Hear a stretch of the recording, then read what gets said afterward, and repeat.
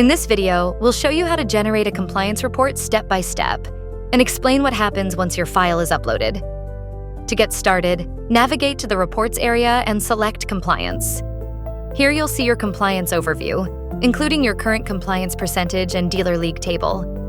To generate a report, prepare your spreadsheet in XLS or XLSX format. Your file must include two mandatory columns: dealer name and registration number. Please note, if the column headers aren't as shown as indicated and/or either of these are missing data in any row, the upload will fail. Once your file is ready, click Upload Compliance Report. Then choose your file or drag and drop it into the upload area. After uploading, vLink Hub will process the file automatically.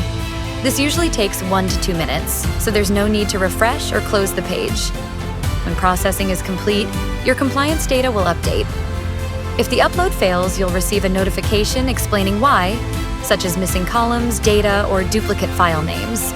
The dealer league table will refresh with the latest information, and your detailed compliance report will be available to download.